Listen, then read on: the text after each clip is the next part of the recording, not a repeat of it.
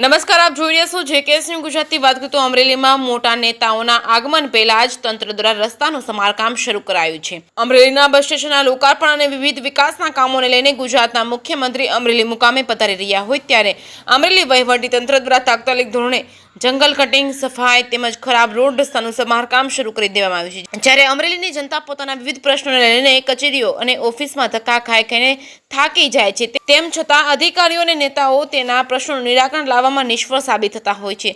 જ્યારે કોઈ મોટા દિગ્ગજ નેતાઓ કે કોઈ ઓફિસર અમરેલીની મુલાકાતે આવે ત્યારે સારા રોડ, રસ્તા, સફાઈ, જંગલ કટિંગ જેવા પ્રાથમિક સુવિધાને લઈને કામગીરી કરવામાં આવતી હોય છે. ત્યારે લોકો એવું ઈચ્છી રહ્યા છે કે દર મહિને કોઈ દિગ્ગજ નેતા અમરેલીમાં આવવું જોઈએ, કેમ કે ત્યારે અધિકારીઓ રોડ, રસ્તા જેવા પ્રાથમિક મુદ્દાઓ ઉપર ધ્યાન આપશે. જે લોકોએ ચૂંટણીને શહેર, તાલુકા અને જિલ્લાના પોતાના પ્રતિનિધિ બનાવ્યા છે તે પ્રતિનિધિઓ પ્રાથમિક સુવિધા આપવામાં ક્યાંક ને ક્યાંક નિષ્ફળ સાબિત થયા હોય તેવું લાગી રહ્યું છે.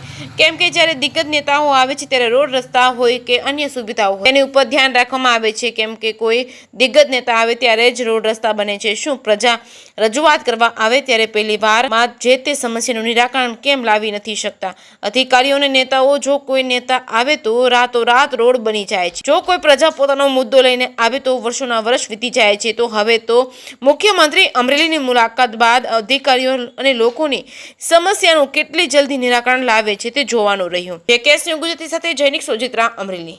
ખરેખર તો આ ભાજપની સરકાર છે, એ ઉદ્યોગપતિઓની સરકાર છે. આમ જનતાનું, સામાન્ય ગુજરાતની જે જનતા છે એનું આ ભાજપની સરકાર હિત ઈચ્છતી જ નથી. મુખ્યમંત્રી અમરેલીના બસ સ્ટેન્ડનું લોકાર્પણ કરવા આવવાના હોય તો રાતોરાત છે એ રોડ થઈ જાય છે. રાતોરાત જે રોડ તૂટી ગયા છે એને થીંગડા લાગી જાય છે. જ્યારે અમરેલી જિલ્લાની આમ જનતા આ ચોમાસાની સિઝન છે પૂર્ણ થવાના આરે હોય, રોડ રસ્તાઓ તૂટી ગયા હોય, વાહનો ટુ વ્હીલર પણ સરખી રીતે ચાલી શકે તેમ ન હોય તેવી પરિસ્થિતિ હોય, છતાં પણ અમરેલીના અધિકારીઓ, માર્ગ અને મકાન વિભાગ, પંચાયત, સ્ટેટ અને નેશનલ હાઈવે અને ચૂંટાયેલા ભાજપના પ્રતિનિધિઓ એના આમ જનતાની કોઈ ફિકર પડી નથી, કોઈ ચિંતા નથી. આ રોડ રસ્તાઓ છે રિપેર થતા નથી. માત્ર ને માત્ર મુખ્યમંત્રી આવે તો રાતોરાત છે એ રોડ છે એ તૈયાર કરી નાખવામાં આવે છે.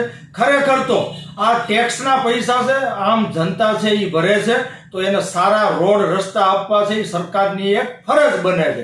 પણ આ ભાજપના શાસકો આમ જનતાની ચિંતા કર્યા વગર માત્ર ને માત્ર પોતાના નેતાઓને સાચવવા માટે, મુખ્યમંત્રી આગળ સારા થવા માટે રાતોરાત છે રોડ છે બનાવતા હોય છે. હવે ખરેખર ગુજરાતની જનતા જાગૃત થાય અને આવા ભાજપના શાસકોને આવનાર સમયની અંદર જાકારો